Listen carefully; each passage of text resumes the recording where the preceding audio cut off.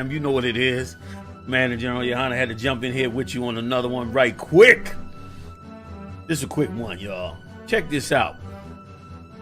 They got a new initiative going on. It's coming out of California. Real powerful sister, as far as I know. I don't know everything about her. But she's a state senator. Her name is Holly Mitchell. Let me see if I can get an image of her right quick. First of all, I think it's absolutely insane that in 2020, in a world that has been saying to us, that's coming out the walls with the words, everybody should love one another. Everybody should work together with one another. We all one. Everybody's created equal. Everybody has the same opportunity as everybody else. With all that being said, I find it absolutely insane that we would be in a situation where we have to solicit the federal government to pass a law so that we're not discriminated against by our hair. We have to have a federal law.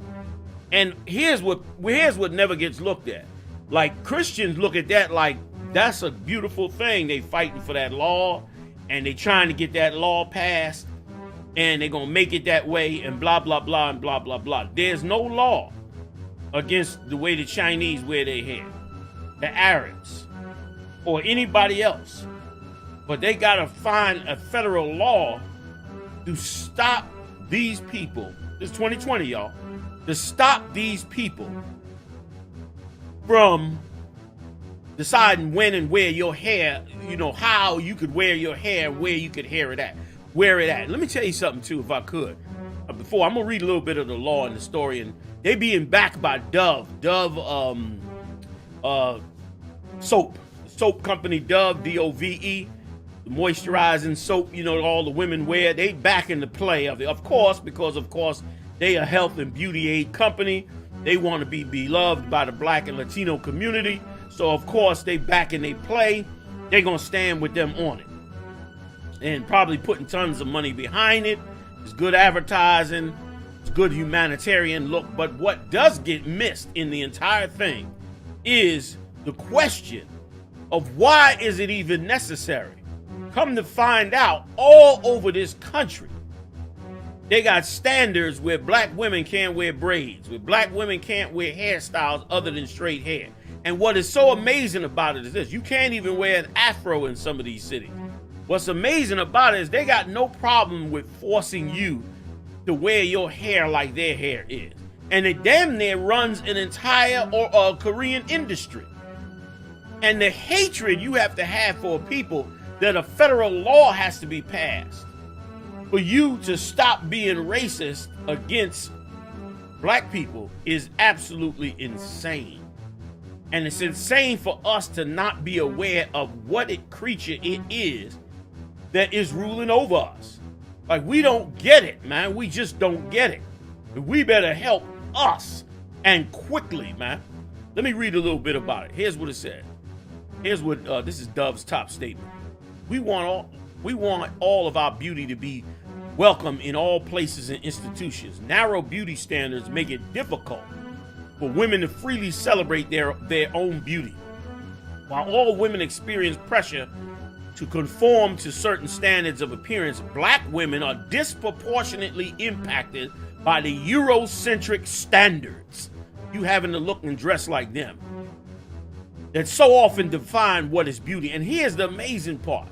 If black women are suffering extra pressure and disproportionately being impacted by this Eurocentric standard, then you in essence have a society that is pushing black women into so low self-esteem.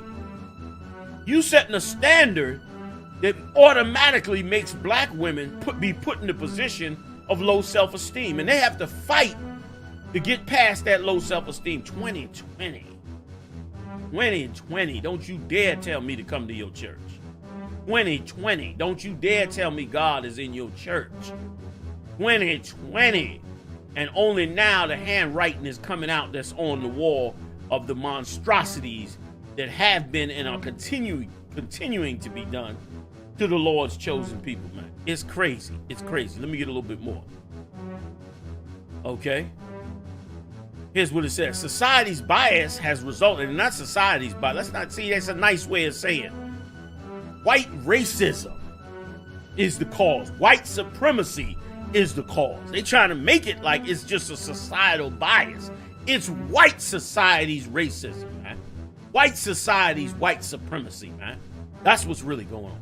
Has resulted in unfair judgment and discrimination against black women based on their hair texture and protective hairstyles, including braids, of course, you know that was top of the list, locks, dreadlocks, and twists that are inherent to their race, meaning inherent styles that come with being black. Horrible, horrible and insane. Recently, we celebrated a major milestone in the fight against hair discrimination when the U.S. House of Representatives passed the Crown Act. So the House passed it. They now trying to get it to the Senate, which is also why they want to get rid of Trump. And who knows what's in this bill? Probably some dirt in there too, but let's go on. We are one step closer to ending their discrimination nationwide. Let your vote and your voice count in bringing anti-hair discrimination legislation known as the Crown Act. Let me tell you something. This is going to sound crazy to many of you out there that listen to the show that don't listen to the show or hear this for the first time. That legislation will not help us, and not only will it not help us, we better off without the legislation. We better off with the discrimination. Here's what you don't understand about discrimination. Discrimination forces you to love and care for yourself. That's what discrimination does. You understand? Discrimination forces you to look out for you and your own. The problem is you are like anybody that's been abused. You are codependent on your slave master. You depend on your slave master and his, more than just depend on him for work. It's different if you just say, well, they rule the kingdom, Yahanna, man, they got all the jobs. What do you expect us to do? I expect you to work until you can't, you're not able to, or you can't. Both are coming anyway in this kingdom before it's all over. But I expect you to say, you should expect me to say, well, listen, if you got to go to work, go to work. Like anybody has to do. We all had to work at one time or another. But the difference in this is that you rely on the emotional feelings of your slave master. Meaning how he feels about something is just as important as his power to discriminate against you. It's just as important. When it comes to him feeling his hatred of you, you should not be conforming.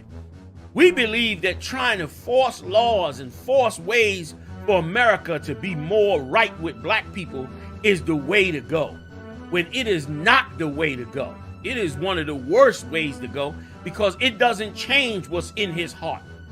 What stops what he does because of what's in his heart is your resistance to it. Your resistance stops what's in his heart. Your laws will never stop what's in his heart. I'm going to show it to you in a second. First, let me get this scripture for you right quick. Hold on. Once again, this is why I tell everybody, you got to get your head in the book of black people. There ain't but one book of black people. I don't care what nobody says. There ain't but one book of black people, and that book is the Bible. When you look at that Bible, next time you come across a Bible or you pull off the Bible off your grandmama's shelf and all that, first of all, get away from any Bible that got pictures of white people. Any of them Bibles, them Roman Catholic Bibles and them different Bibles that they got with Leonardo da Vinci's paintings in them and all those little paintings and all that, get away from all of that, man. You understand? I grew up with some of that as well. My people used to have the little statues on the dashboard. A lot of Latinos have that as well. Have the little statues of the angels and all that is white. Get away from all that, man. And the first thing you got to understand when you open that book is that that's a black person. That's a Latino and Native Indian person's book. That these are people of color that are in this book, man. And check out what Solomon said, which is so right on the line with what we're talking about. Songs of Solomon 4:1. Behold, thou art fair, my love. Talking about the black woman. Like this is the book that lifts up the self-esteem of black women. You understand? This is a metaphor too. This is talking about the Lord's nation as well as something you would sing to a woman. Here's what it says. Behold, thou art fair, which means beautiful. Thou hast dove's eyes within thy locks, man. You have dove's eyes. Your locks, your hair look beautiful. And those locks are not dreadlocks. It's a different lock. Y'all know that from us teaching on. Those are talking about braids, man. When the Lord said thou hast dove eyes, meaning when you braid that hair up, them braids come together out that look like dove's eyes when they braided beautiful, man. When they look beautiful. Thy hair is as a flock of goats that appear from Mount Gilead. Because when you go up and look up on the mountain and you see them goats hanging off the mountain, up in the mountain, and their hair coming down all twisted up in twisties, they look beautiful, man. Them goats look wonderful, man. You don't even want to eat them goats. They look so nice. And that's what he was trying to say, man. Like, this is what lifts and up and self-esteems us. But once again, we go into church and are learning the actual opposite. Learning that we got to love the person that is turned around and said in 2020, our very hair doesn't fit the bill that they trying to support, which is absolutely insane. Check it out. Here's what the Lord said. This is 1 Colossians. But 1 Corinthians 11:15. Here's what it said. But if a woman have long hair, it is a glory to her, for her hair is given her for a covering. A woman's hair is supposed to be able to be glorious to her. And let me tell you something, and glorious in this respect as well. She's supposed to be able to put on as much blackness in it as well. Black people had to fight in the 70s to be able to wear their hair in afros. And it still was deep discrimination against it. And that was the whole, and that's what happened in the 80s. In the 80s, they brought in the disco era and they came brutally against the afro. The whole disco era, you don't understand how well controlled you are in this kingdom. The whole disco era in the 80s was to get black people and Latino people away from that radical behavior in the 70s, man. That was the point of disco era. Big clubs and partying and having fun and drugs was to stop you from that pro-black music, that old school Isaac Hayes and all those other brothers that was making anti-war music and making music against the evil that was being done to black people. That was the point. And so that hair is supposed to be a glory to her, to wear that hair and wear that afro and wear them braids and wear all those styles. And that's another thing. That hair that black women and Latino women have is so right that they can wear any style they want. They can wear all kinds of styles, okay? But when another nation wears it, you know they're copying from us. They'll wear that style, but they'll be copying from us. And for 2020, damn near 2021, for you to need to fight to pass a law so that our sisters could wear their hair, says that this society has been completely against you.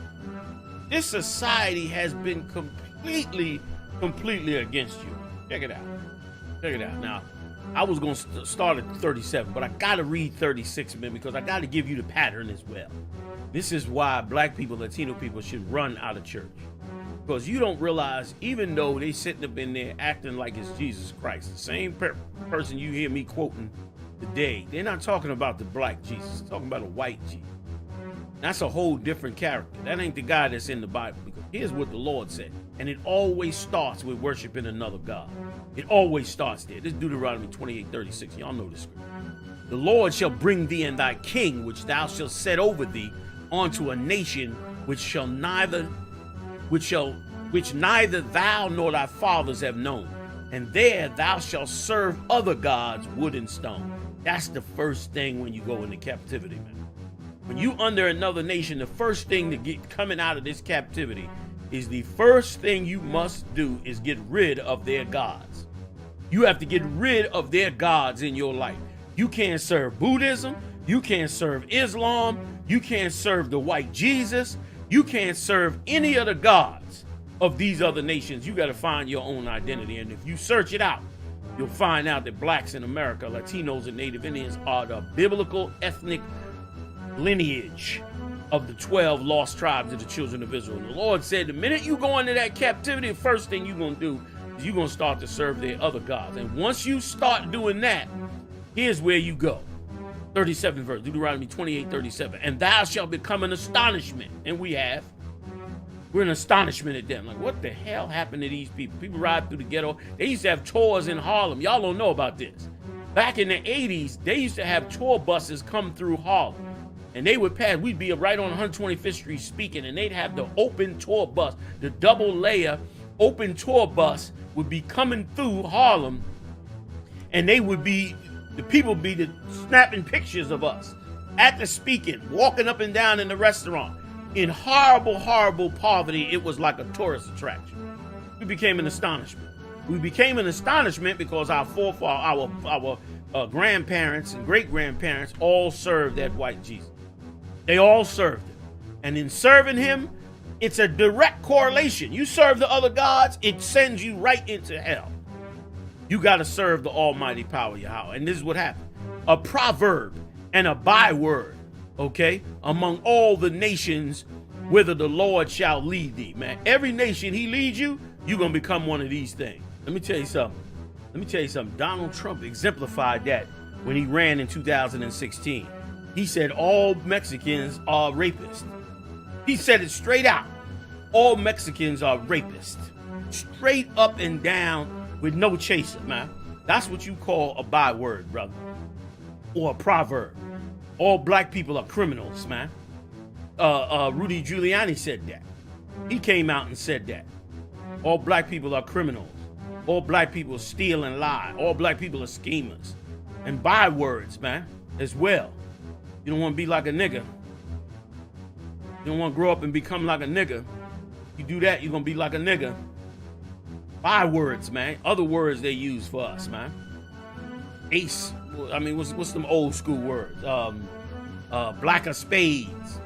Ace of spades. Spick. Wetback. All these different terms they use for blacks, Latinos, and Native Indians. These are bywords and proverbs that happened to us. Happened to us the minute we took on their gods and went down underneath them, man. We went down underneath them serving their gods. And once again, you serving their gods because, of course, you think you have to conform to them to survive in the society because they putting that pressure on you. They putting pressure on you to get you to fall in line underneath them. Brother, it's a horrible, horrible thing. It's a evil, wicked, horrible thing. And the minute you do it, once you go down into that zone, then they become the masters over you. And let me tell you something, man. These people love to be the master of you. They love to be your parent, your mammy, your daddy. They want to be your daddy, your mommy. They want to rule so bad. They want you to allow them to rule. This is what they want. They want you to let them rule, man. Let them, rule. Be over everybody and everything and make decisions for everybody. But that's not how it's going to go in Christ's kingdom. In Christ's kingdom, everybody is going to conform to the program that Christ laid, not the program they laid.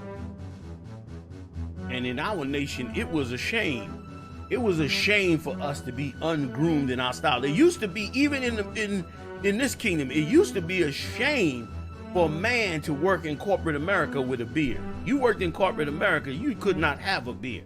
You had to have that shaven baby face. But in our kingdom, it was the opposite. It was a shame that if you had a beard. Once again, all of these make up the part of who you are. You understand? And they make up, and you have to find you again. Black man, black woman.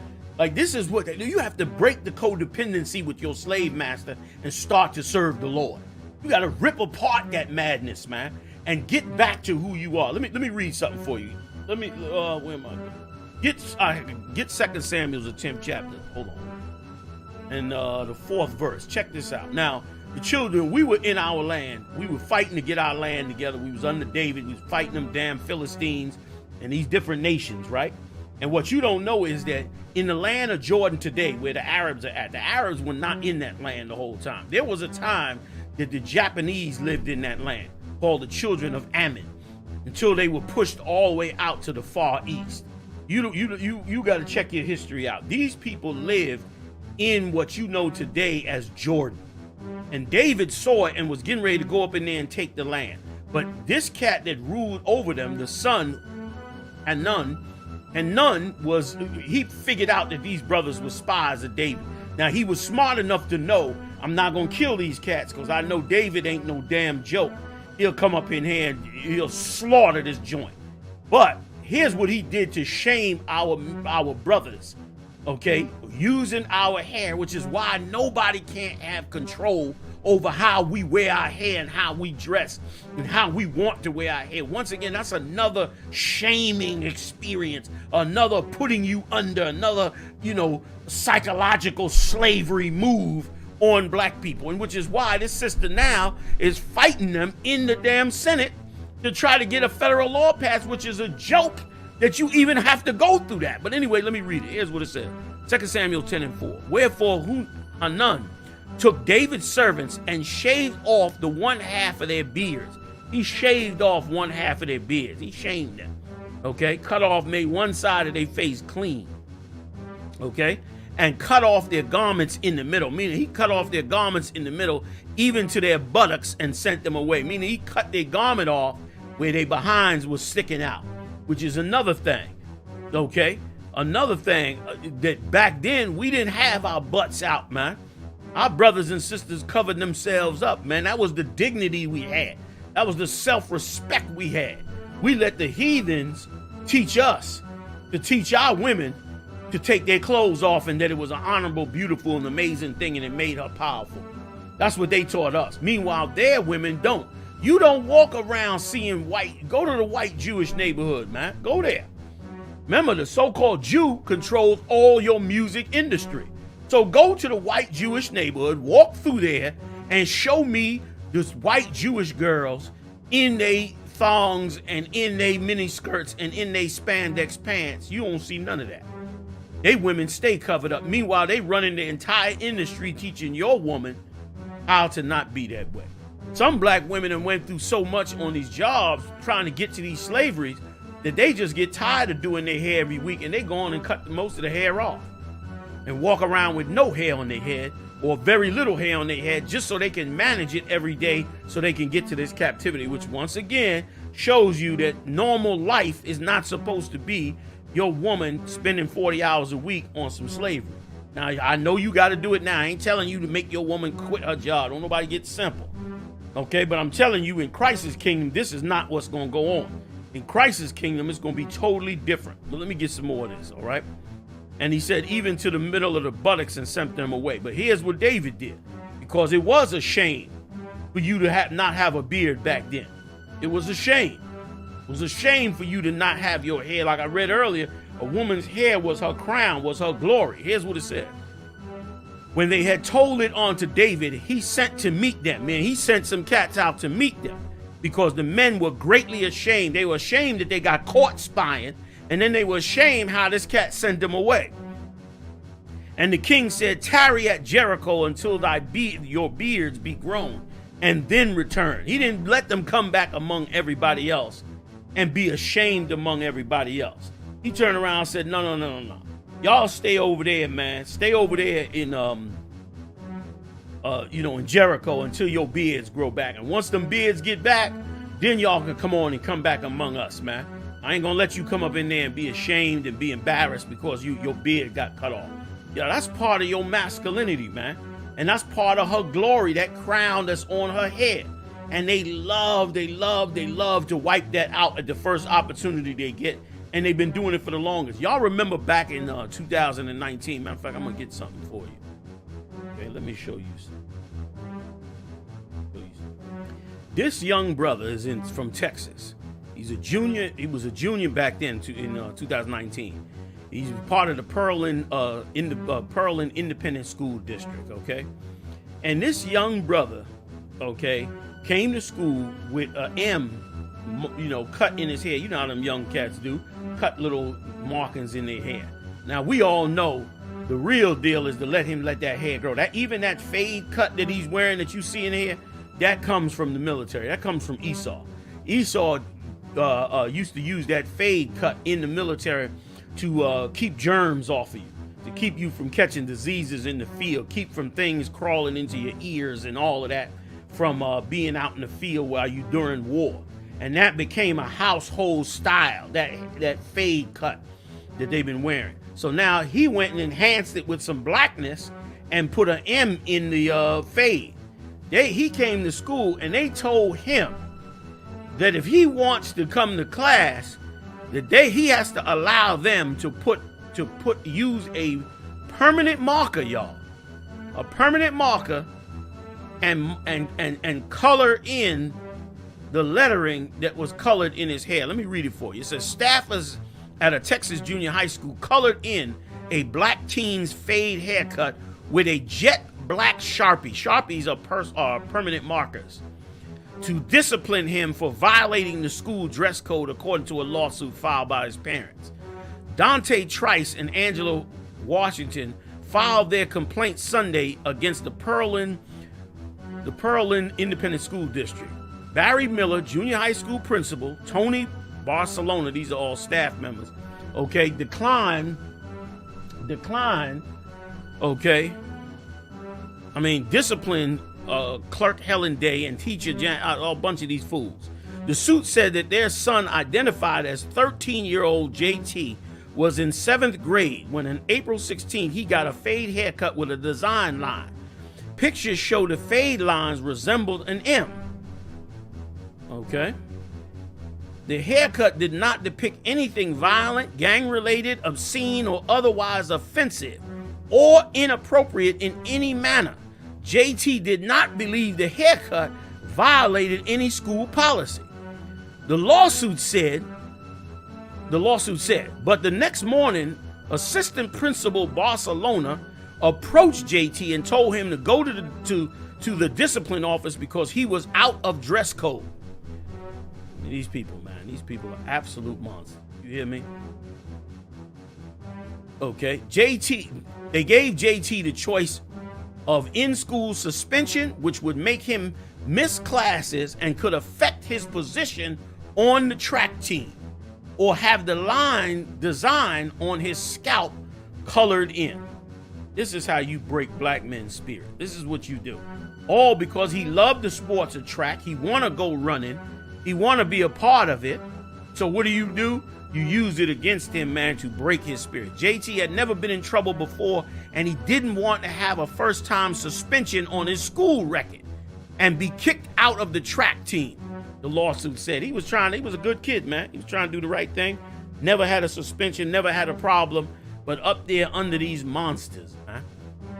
And so under great duress, he chose to have his head colored in, the suit said. His parents were not contacted, even though their numbers were readily available at the school, because they didn't care about getting in touch with his parents, man. They only cared about the lust of shaving his head off and getting that off his head. That's the spirit that's in this place, man. Which is why they got to fight in the Senate to get a law passed for you to wear your hair in 2020. Christ's going to destroy these kingdoms. You hear me? You sit up there and believe that stupidity your preacher telling you. Christ's going to destroy these kingdoms off of the face of this earth. Let me get a little bit more. Okay? While Barcelona watched, they, another employee, started to color in JT's scalp with the jet black marker, the lawsuit said. The teacher eventually stopped by the office and finished the job. All three staffers were laughing as JT's fade haircut was colored in. They laughed at him, y'all. Like, they had the time of their life. Oh, they had a good time. It was just a chance to just beat another black man's spirit down. Was colored in. His parents alleged in the lawsuit. They laughed at him while they did it, because they knew what they were doing was evil and vindictive and racist as hell. And you telling me you got to love this place? You better, let me tell you something, man. You better figure it out.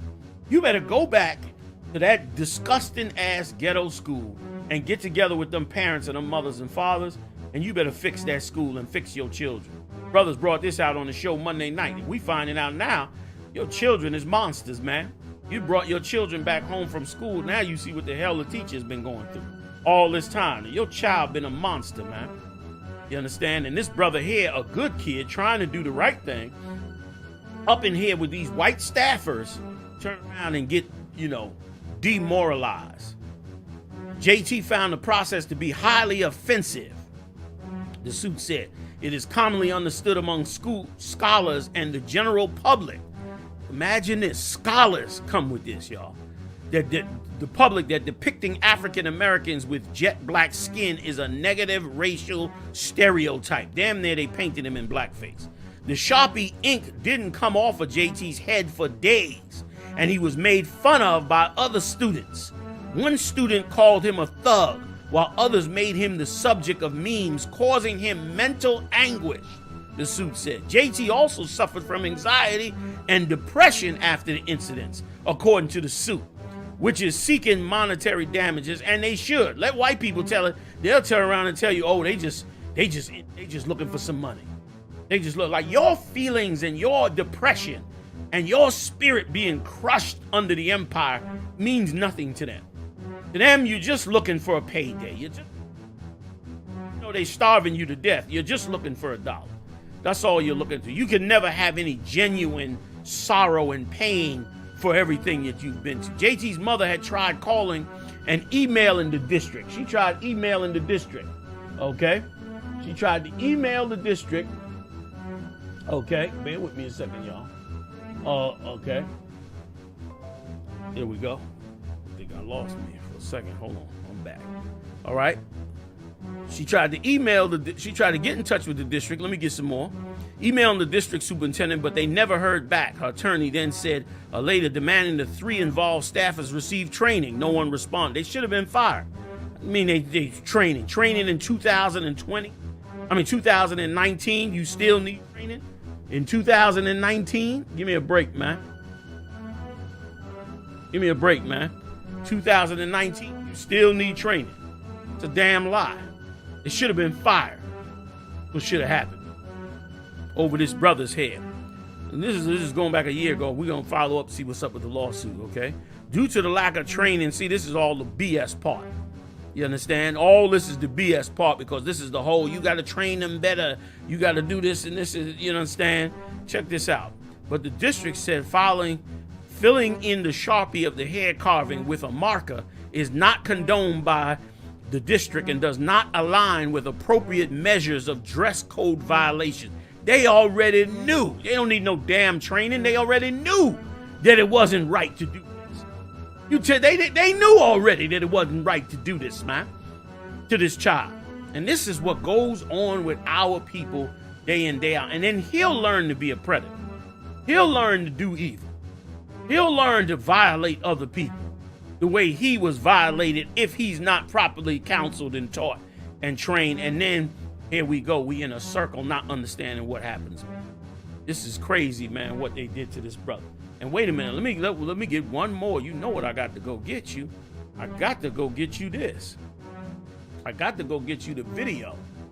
Check it, y'all. Y'all remember this. I know y'all remember this when they totally humiliated this brother.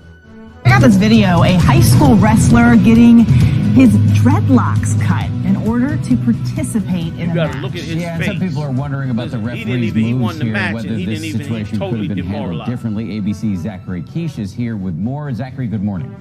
Good morning to you, Dan. On one side, you have a white ref with a documented history of using a racial slur. And on the other side, a 17-year-old African-American student who has competed in more than 20 matches this year alone with no issues, but this time he was given an ultimatum. Cut the hair. Look how vigorously she cutting his hair. By this morning, the video posted online by a local reporter had been seen. Look at the guy against the wall. He's smiling and laughing while they doing it. An 11th grader from New Jersey. Smiling and laughing while they cutting his hair off. They love the humiliation. So for them to now bring it up is out of line. The ref, Alan Maloney, gave the Bueno High School wrestler an option. Cut his locks on the spot or forfeit the match, saying the humiliation and the demasculation, regulations. The student athlete's mother writing on Facebook afterwards, hardest thing I've ever seen. He is good now, but that was brutal emotionally and physically. Marco, a student, was in the gym when it all went down. He says, many people in the crowd were definitely angry that they were cutting his hair. He's never seen this happen before.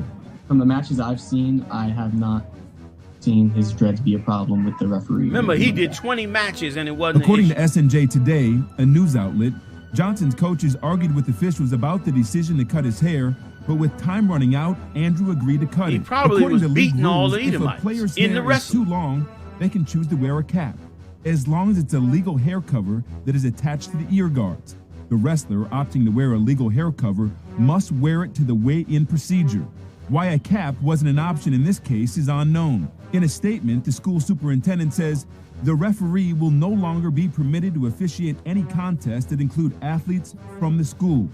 The incident raising questions over whether this humiliating act was motivated by race. Of course it According was. to a report by the Why Courier wasn't he Post, fired? Maloney acknowledged using a racial slur towards another official back in 2016. Maloney was then suspended and sent to sensitivity training. Now, the New Jersey Division on Civil Rights has launched an investigation into what happened. And despite Johnson's huge win, propelling his team to victory, the emotional toll from the match was visible with this reluctant raise of his hand. Look at that. He was pissed. The American Civil Liberties. He was pissed. He was reluctant because he knew that it was evil to do that to him, to emasculate that brother like that, man. And now they got to have a lawsuit. A lawsuit. Okay, I mean, they have to pass legislation, federal legislation, just for you to wear your hair the way that you want to wear. You don't know, you don't understand the world you're living in. You think you understand the world you're living in, but you so do not understand the world that you are living in. You are living in a monstrosity of an empire that the Lord is going to destroy because of the evil that's being done here. And I tell you, they don't stop this evil quickly. They should fear the punishment that's coming from the Most High Power. I want you to stay strong in the spirit of the Lord. Hey, listen, if you like this tape, hit the like button and share it, man. Hit the share button. Everybody share it to their own personal Facebook accounts. Share this video, man, to wake up brothers and sisters all over this earth. Hit the like button. Check me out Monday night. I'm live every Monday night. I bring the heavy hitters in. We do it up live right on this same channel.